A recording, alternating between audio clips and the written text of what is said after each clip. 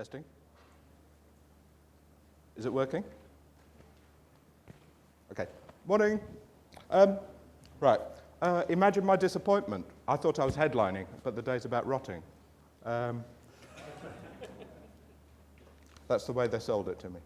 Right, I'm just going to, I've got half an hour. I haven't got a lot of results. I'm going to talk basically a little bit about the past with regards to CIPC, and then 2017. Right, we've spoken about 2017 a few times since 2007. Yeah, 2007. Right, 2017 is critical for us as users of CIPC because that is when the product is actually re-reviewed. And that, so 2017, so the 2017 crop, the CIPC product labels will have on them some quite different features, and they're features that you need to know about. Some of those will actually come in this year. But we'll get to that. Right, first of all, is there anyone from CRD in the room? No, okay. Right, just a little bit about my employment status. Right, and I'm not talking about the AHDB reorganization. I don't work for CRD, so I don't write labels.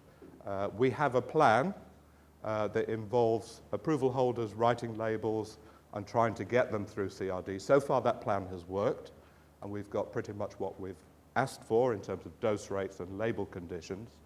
But everything that I'm going to talk about is actually subject to CRD agreeing and giving us those statements and those rates. But as I say, so far, we've done okay. It's quite important that I put my slide up, isn't it? Right, so let's start with the background. So CIPC was last reviewed in 2007, and that gave rise then to an MRL. Before that, we had an MRL, but it wasn't statutory. It was a voluntary one. So from the 2007-8 season onwards, we had a statutory MRL. I don't think you'll ever use this film because I'm going to start stuttering. So from 2007-8 onwards, we had a statutory MRL, which we all now know, hopefully, was set at 10 parts per million. Right, this data shows all the government or the CRD data for statutory testing. So once a product is registered, the government or their agency has to start monitoring in basket surveys or visits to stores. They have to start monitoring concentrations of residues in foods. And this is their data for CIPC.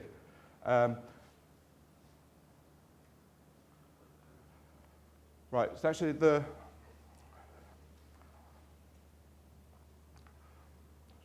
appearing yellow at the moment. Those are the occasions when we had MRL exceedances. Right, we've had 8 or 9 in the stewardship period, 8 or 9 MRL exceedances for CIPC in the stewardship period.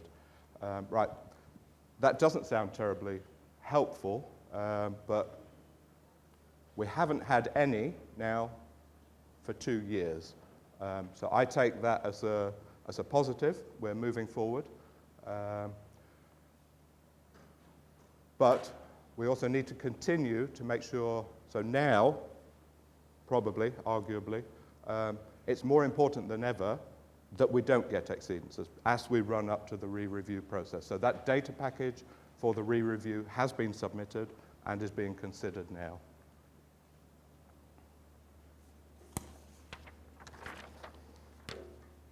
Okay, well, what does stewardship do? Well, quite an intricate web of controls, and some would say just made it much more difficult to use CIPC, and I think I would probably agree with that. We were actually in a situation prior to the initial review of CIPC where it was remarkably easy to use CIPC. So we had a 2-day harvest interval. We had pretty much as much CIPC as we wanted, and that was the reason we had these problems. So under stewardship, we now have to have fogger operators, right? We had to have those qualified before, but now they have to undergo a different test, a stronger test. Equipment has to be tested and have passed an NSTS test. A recommendation has to be from a basis certified advisor. We have the CIPC contractors group, and then Red Tractor pulls all this together and includes also the store checklist.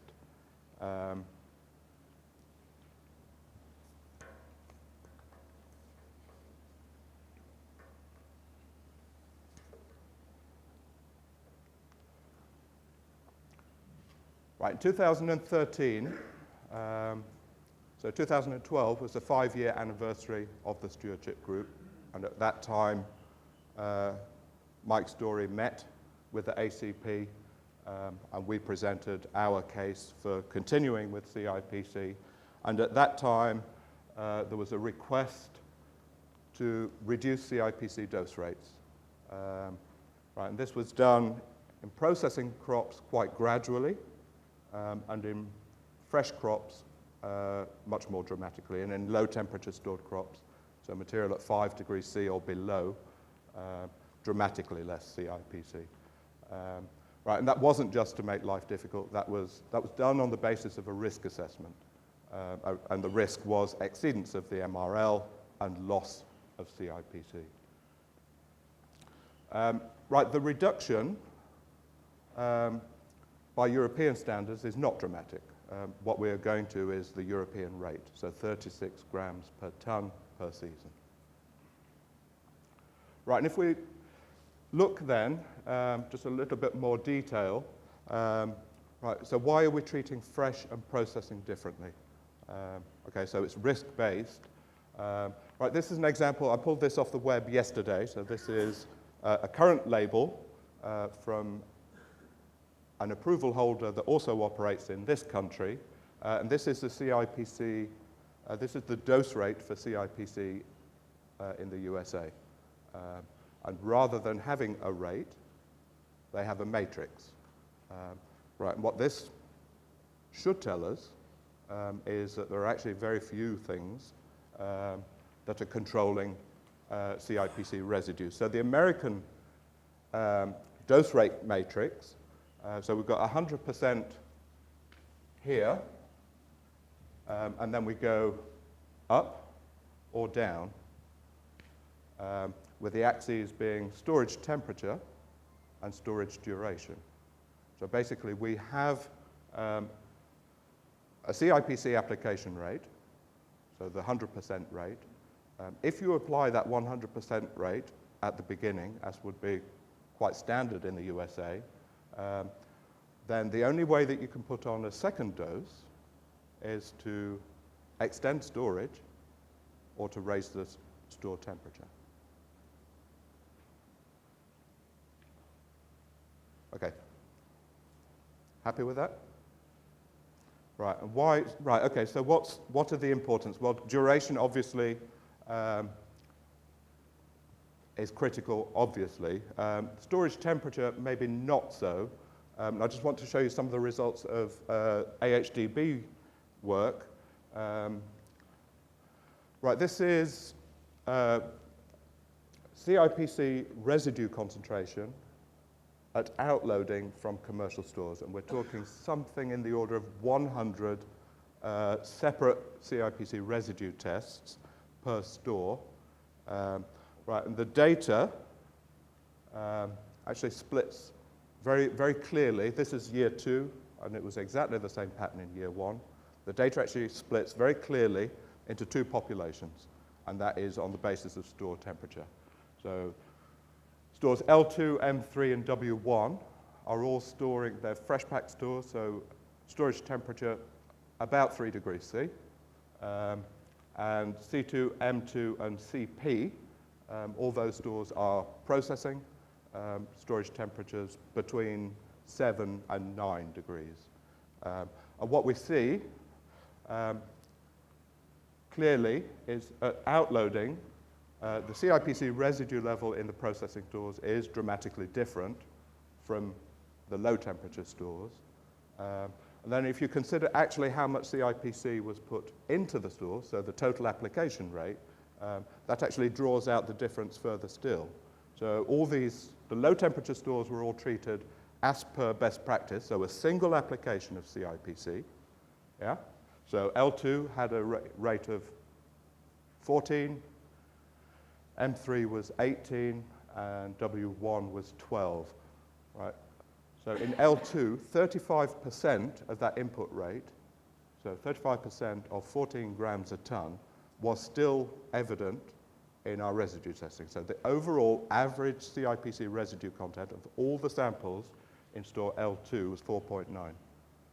So in that store, or in that type of store, CIPC is much better conserved. So it's actually largely retained within the store and on the crop.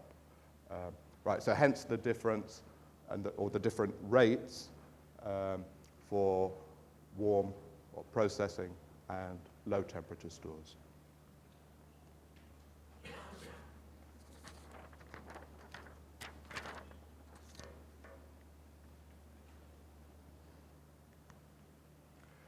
Okay, so in 2013, a reduction in dose rate was agreed with the Advisory Committee on Pesticides, who are now the Expert Committee on Pesticides. And I'm just wondering, how much CIPC do we actually need? I mean, you're very welcome to throw some answers at me,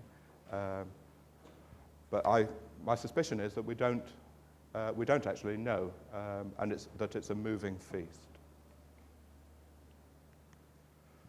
Right, so for 2016-17, so for the season that we're about to start, the main differences are a further reduction in the total amount of CIPC for processing crops, so that is coming down to 42 grams per ton.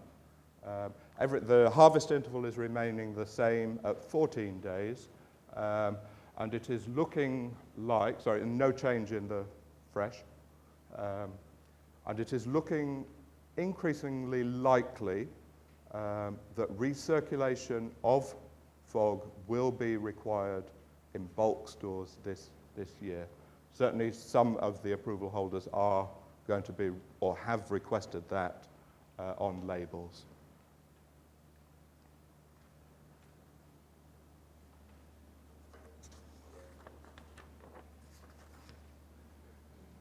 Right, and then when we move to 2017, right, so this is now it. 2017, we'll see the new format label. So at that time, the maximum total dose of any label will be 36 grams per ton, and the labels will prevent you from using another label. Right, but the dose rates, for some certainly, the dose rates won't be the critical change. It will be the requirement for recirculation. So as of 2017, it is looking very likely, again subject to that CRD comment, it is looking likely that CIPC will not be used, will not be permitted to be used. So it will be a statutory condition on labels that CIPC fog is recirculated.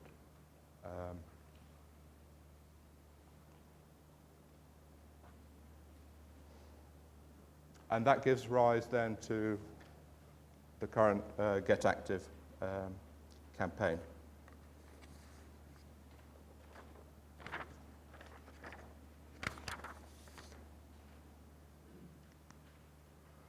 Right, so how are we going to meet these limits?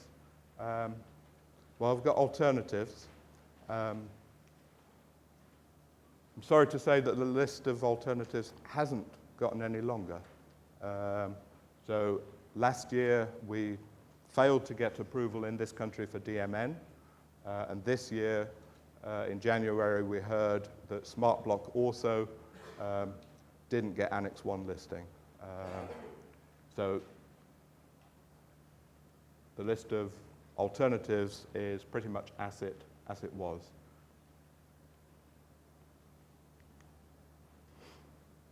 Right, so how are we going to make do with the new rates? My suspicion is with CIPC. We will make do with CIPC. And I just put this slide up from Mike Story's presentation at the Sprout Suppression Forum, which shows basically pre and post stewardship how many tons of potatoes each ton of CIPC treated.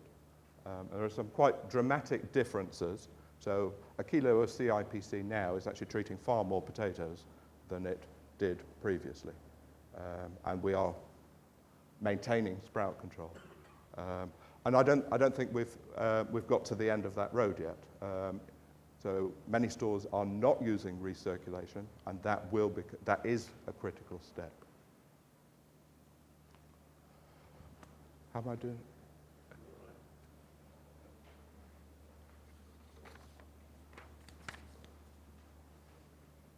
Okay, so, right, bulk stores, I'm not sure I'm going to repeat this in too much detail again.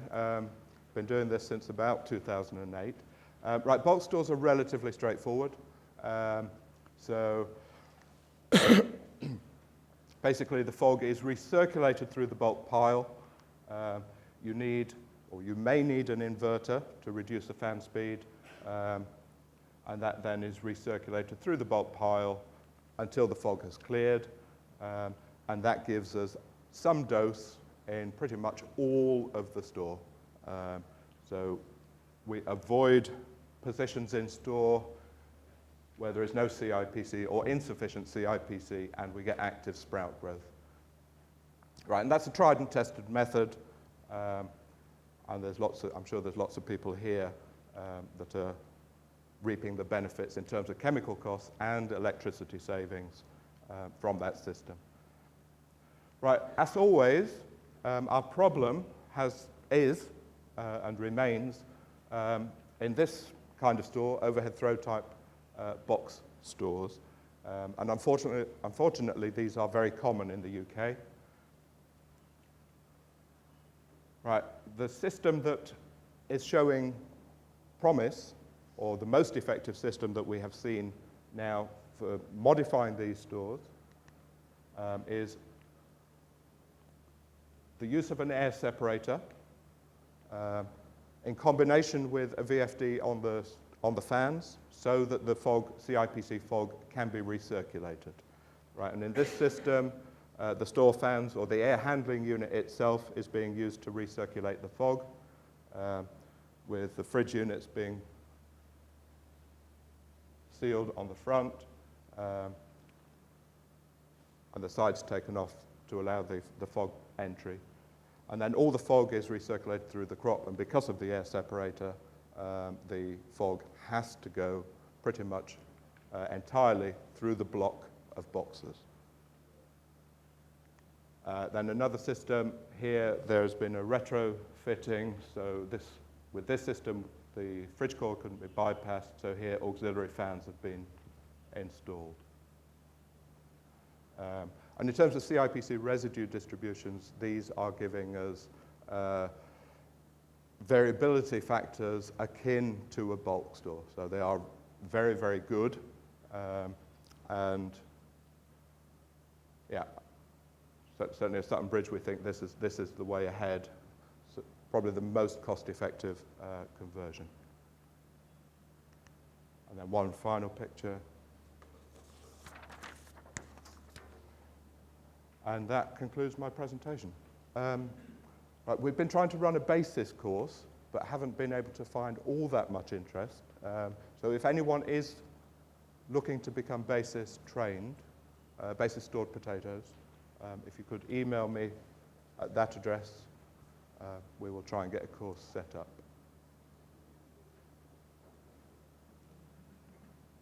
Any questions?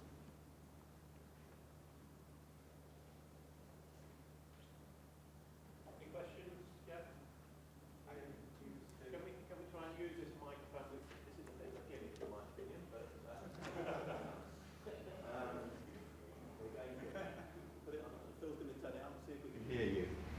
I'd really like to see it. Try in then. Try now. I'd really like to see it thrown though next time. If you were to do the store mods, would you end up using less grams of CIPC then? Am I reading too much into that? We currently use 14 grams, would we get away with less?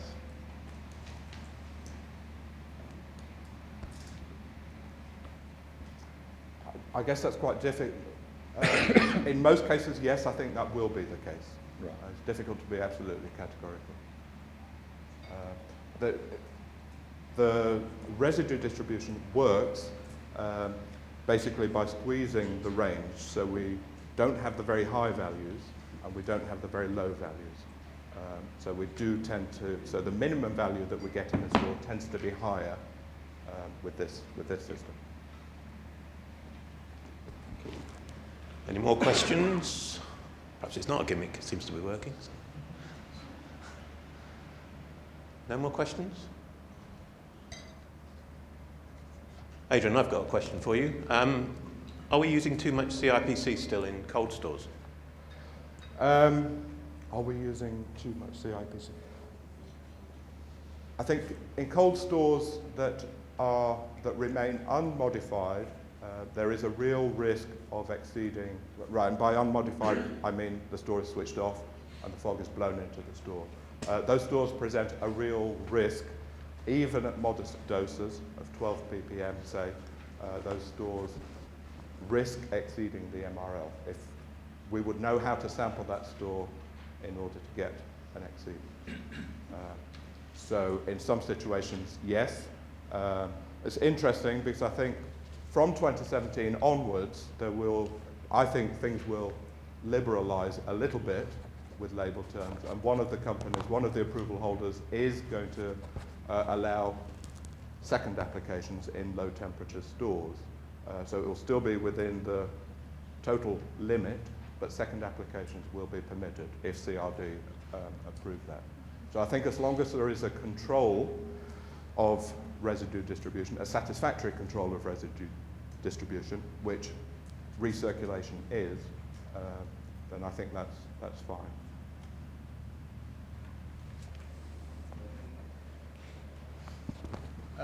Adrian, you mentioned on the suction wall system that seemed to be a better way on for the overhead throw now. I think I remember you saying previously that some of those systems did have distribution issues, and that sometimes sponging on the suction side may improve that. Have you discounted that now? We have discounted that now. So, with the sponging system, I want to explain that. So where we block off alternate pallet apertures with foam blocks in order to get something like positive ventilation, so more CIPC through the crop, what we actually see in those situations is that the residue distribution becomes more variable. And no, we're now uncomfortable. So we've had 2 seasons where the top level has become a little bit uncomfortable. Yes, I think you used to see some grouping, some higher levels, some higher ventilation levels in front of the evaporator. So have you got a distribution graph similar to what you've shown on the bulk store that shows a good grouping now in these box stores? Sorry, say that? So we used to see some grouping, some ventilation grouping and some airflow grouping in front of the evaporators. So have you got a better store, a better graph profile similar to the one you've just shown for the bulk? There is some work being done now this season for the first time where we're actually restricting, trying to get a broader, getting the airflow over a larger area, so less focused immediately in front of the evaporator. So restricting it with a mesh. In Europe last week we saw box stores with gaps down with a sheet over, yeah, and sponges on the end. It looked as close to a bulk distribution of CIPC as you could get. Yeah. Are you not advocating that? We're absolutely happy with that, yes. So with the Aspire type system, if we have true positive ventilation, So the Aspire type store, yes, there are no issues. So if we have positive ventilation, we can fit an inverter and use the store ventilation system to apply the CIPC. Yeah, and that would, I think that will actually be better than what I've just shown, which is for modifying overhead throw stores.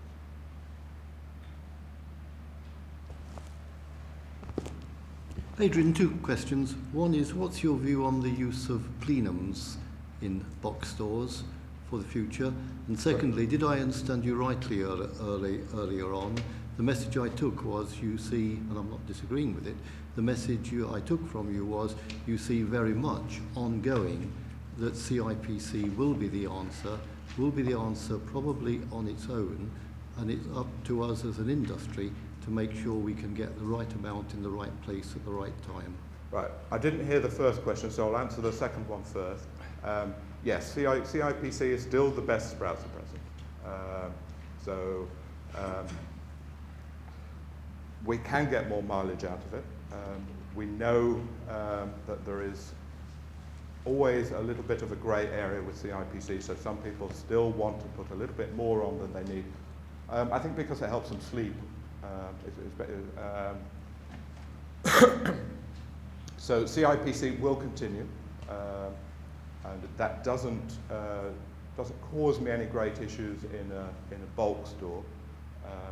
I think it will be more tricky in box stores, and I think the conversion of overhead throw stores, how much further that will take us in terms of efficacy from a lower dose, that is difficult to tell at the moment. My first question was, sorry you didn't hear it well.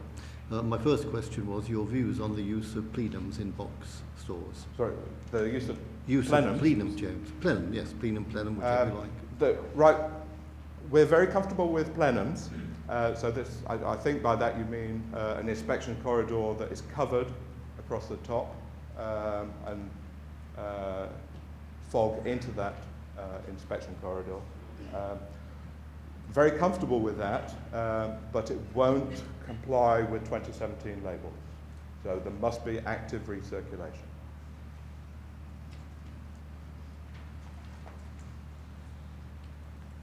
Adrian, we've gone away from talking about positive ventilation to active recirculation. Correct. Can you define what we're talking about there? We are going to define that at the next meeting of the technical working group, which is in April.